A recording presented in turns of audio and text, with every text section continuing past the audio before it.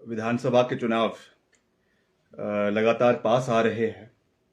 मैं समझता हूं उस तरीके से भारतीय जनता पार्टी के नेताओं की और जो उच्च पद पे बैठे हुए नेतागण हैं, जिसमें मुख्यमंत्री है, मंत्री है, उनकी बौखलाहट जग जाहिर हो रही है।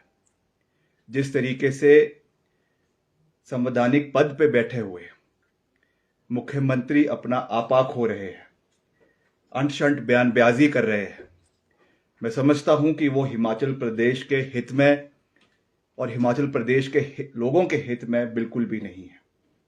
पिछले कुछ दिन से जब से कांग्रेस पार्टी की मुहिम लगातार हिमाचल प्रदेश के कोने कोने में तूल पकड़ रही है, जन विरोधी नीतियों के खिलाफ जो कार्यक्रम हो रहे हैं, चाहे वो अग्निपथ योजना के खिलाफ जो जोरदार प्रदर्शन हिमाचल प्रदेश के कोने कोने में कांग्रेस पार्टी ने किया और युवाओं ने बढ़ चढ़कर इसमें हिस्सा लिया, जिस तरीके से जो विरोध केंद्र सरकार का और प्रदेश सरकार का खास रूप से इस योजना के अंतर्गत हो रहा है, उसके ऊपर अगर हिमाचल की खास रूप से बात करें तो जिस तरीके से यहाँ पर भी हिमाचल में भी जो पुलिस का कांस्टेबल का भर्ती का मामला है, जिसमें अभी तक कोई भी कार्य इस वर्तमान सरकार ने नहीं किया है, कोई भी तफ्तीश नहीं हुई है, सीबीआई का नामो निशान हिमाचल प्रदेश के अंदर नहीं है, कोई रोजगार के साधन प्रदेश के अंदर पैदा नहीं हो रहे हैं, केंद्र से कोई मदद हिमाचल प्रदेश को नहीं मिल रही है।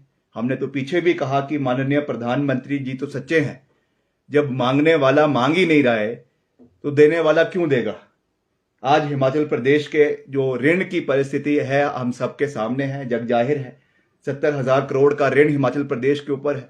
अभी पिछले कुछ दिनों में ही करीबन 500-600 करोड़ का ऋण और हिमाचल प्रदेश की सरकार ने लिया है।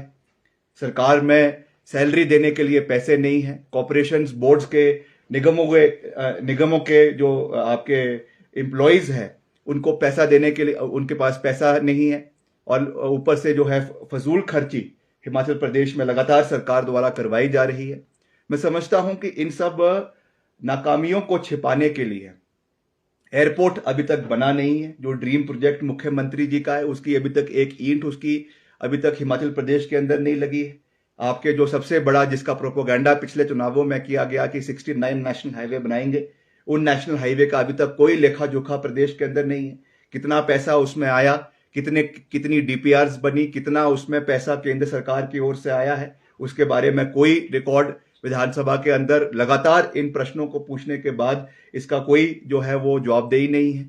और सबसे बड़ी बात, जो एक ऐसी रोजगार स्कीम जो यूपीए सरकार ने शुरू करी थी, मनरेगा योजना, जिसका पहले तो भाजपा के नेता राष्ट्रीय स्तर पे भी और प्रदेश स्तर पे भी इस स्कीम को कोसने में कोई कसर नहीं छोड़ते थे, मगर जब से प्रधानमंत्री जी ने इसकी प्रशंसा, उनको बुरी बुरी प्रशंसा इस स्कीम की लोकसभा के अंदर करनी पड़ी, पार्लियामेंट के अंदर करनी पड़ी, तब से यहां पर भी इस स्कीम को बढ़ चढ़कर जो है चलाने की कोशिश करी जा रही है।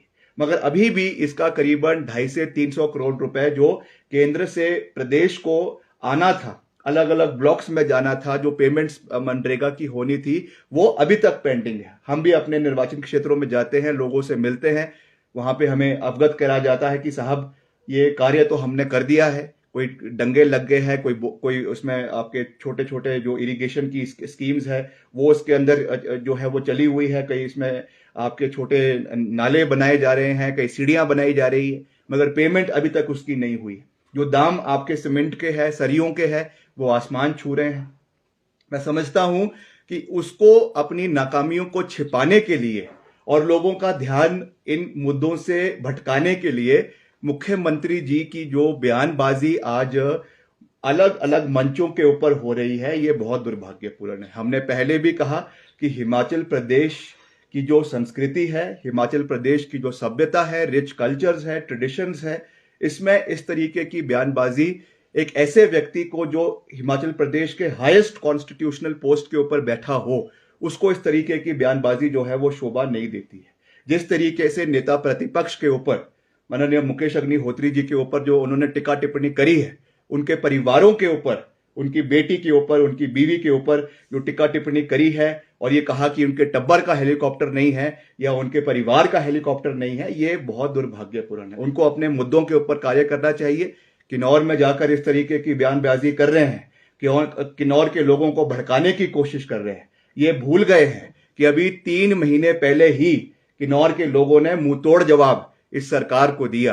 5,500 की लीड कांग्रेस पार्टी को आपके किन्नौर जिले से, किन्नौर के इलाके से मंडी संसदीय क्षेत्र के तहत श्रीमती प्रतिभा सिंह को मिली है। इसलिए वहां के लोगों को जाकर, हमारे लोगों को जाकर इस तरीके से बहकाने की कोशिश ना करें। अच्छा होगा कि आपके जो कुछ समय अब सरकार के अंदर शेष रह गया है उसमें आप तथ्यों के ऊपर बात करें। क्या आपने कार्य हिमाचल प्रदेश के अंदर किए हैं उसके ऊपर कार्य करें, और ये ना सोचे कि मुकेश अग्निहोत्री अकेला है। उनके साथ पूरा कांग्रेस पार्टी खड़ी है, उनके साथ पूरा विधायक दल उनके साथ खड़ा है, और ईंट का जवाब जो है वो पत्थर से दिया जाएगा। और जिस तरीके से आपने अपने एक मंत्री को, जो बेलगाम मंत्री है, उनको आपने पिछले कल जो है प्रेस कॉन्फ्रेंस के लिए उतारा है, कम से कम एक ऐसे व्यक्ति को उतारते जिनका अपना जो गरीबां जो है वो साफ होता। एक ऐसा व्यक्ति, एक ऐसा मंत्री जो सरेआंच मन से कहता है कि जो है रामस्वरूप क्या कांग्रेस का बाप था,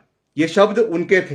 ये शब्द राकेश पठानिया जी के थे, जो उन्होंने एक चुनावी जनसभा को संबोधित करते हुए ये कहा कि रामस्वरूप जी के जो मृत्यु के बारे में जो सीबीआई जांच मांगी जा रही है कांग्रेस द्वारा, क्या रामस्वरूप शर्मा जो है वो कांग्रेस पार्टी का बाप लगता था?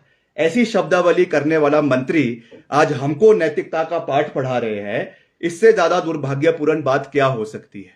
और ये उनकी फ्रस्ट्रेशन है, माननीय मंत्री जी की फ्रस्ट्रेशन है। जिस तरीके से वहां पे उन्हीं के पार्टी के नेताओं ने उनकी घेराबंदी करी हुई है, इस बारी जो निक्का है वो इस मंत्री को जरूर मुकाएगा, और जो वहां पर जो है इस बारी उनकी हार जो है वो नूरपुर के अंदर पूरी तरीके से निश्चित है। इसलिए इस तरीके से बुखलाहट में इस तरीके के जो बयान माननीय मंत्री जी दे रहे हैं, मैं समझता हूं वो बहुत दुर्भाग्यपूर्ण है। उनको अपनी जो है विभाग से संबंधित बातें करनी चाहिए।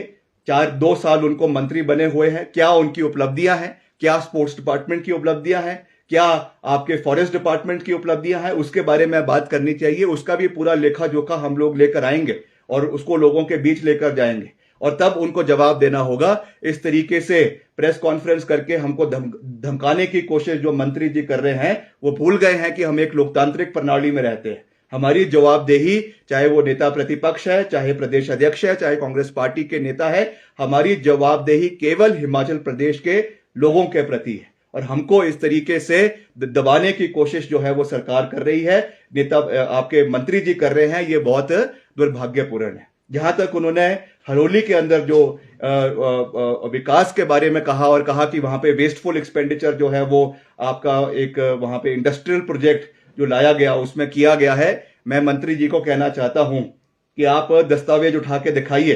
हिमाचल प्रदेश में कहीं अगर सबसे ज्यादा विकास किसी निर्वाचन क्षेत्र में हुआ है कुछ इलाकों में, तो वो हरोली उनमें से एक है, जहां पे कांग्रेस पार्टी की सरकार में करीबन 2000 करोड़ रुपए के विकास कार्य हुआ, जिसमें आपका जो है वो स्वां चैनलाइजेशन जो करीबन 800 करोड़ रुपए की लागत से उसका कार्य हुआ। उसके अलावा ट्रिपल आईटी वहां पर आई, इंडस्ट्रियल पार्क वहां पे, इंडस्ट्रियल जोन वहां पे सैंक्शन किया गया, जिसमें 250 करोड़ रुपए केंद्र सरकार ने दिए हैं। कई और वहां पे इंफ्रास्ट्रक्चरल प्रोजेक्ट्स जो है वो हरोली के अंदर जो है बनकर तैयार हुए हैं।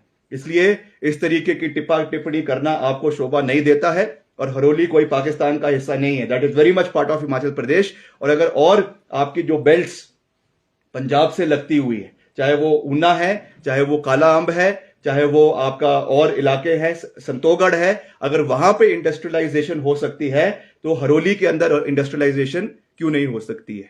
इस तरीके की जो क्षेत्रवाद की सोच आपकी है, इसी क्षेत्रवाद की सोच को हम मिटाने की कोशिश कर रहे हैं, मगर आपके सरकार के मुखिया और आप सब मंत्री लोग सारे के सारे जो है क्षेत्रवाद के अंदर फंसे हुए हैं। आपकी मानसिकता केवल एक कुएं की मेंढक के बराबर जो है कुएं की मेंढक की तरह है, उससे बड़ी ना आपकी सोच है। आप अपने क्षेत्र तक ही सोचते हैं, अपने जिला तक ही सोचते हैं, और जिले का हिसाब किताब भी आपको आने वाले समय में मिल जाएगा। जो कार्य जिला कांगड़ा में वीरभद्र सिंह सरकार ने किए, चाहे वो विधानसभा बनाने का कार्य था, चाहे वो सेकंड राजधानी बनाने का कार्य था, आज आप जिला कांगड़ाओं के हितों की रक्षा तक नहीं कर पाए। आज वहां से आईपीएच का डिवीजन उठा के जो है वो धर्मपुर के अंदर ले गया गया। आज वहां से हॉर्टिकल्चर का जो प्रोजेक्ट का पैसा है वो कांगड़ा से शिफ्ट कर कर जो है मंडी को ले जाया जा रहा है। आप अपने जिला की हितों की सुरक्षा नहीं कर सकते हैं, अपने मंत्रालय के हितों की सुरक्षा नहीं कर सकते हैं। आप हमको नैतिकता का पाठ पढ़ाने की कोशिश ना करें। आपको एक ट्रेलर हमने पीछे विधानसभा के अंदर दे दिया था और आज फिर से कह रहा हूं कि आप अपनी खाल्टी के अंदर रहिए, अपने कार्य से संबंधित बातों पे बातें करिए, अपने डिपार्टमेंट के ऊपर बातें करिए, हम आपका मान सम्मान करेंगे। इस तरीके की टिप्पा टिप्पणी करेंगे तो उसका जवाब जो आपको 3 महीने बाद मिलेगा, उसका मैं आपको आज ही जो है ट्रेलर देने के लिए यहां पे बैठा हूं। और मुकेश अग्निहोत्री के खिलाफ जो आपने इस तरीके की टिप्पा टिप्पणी करी है, आप उसके लिए माफी मांगिए और उसके लिए आप जो है उनसे अपोलोजाइज करिए।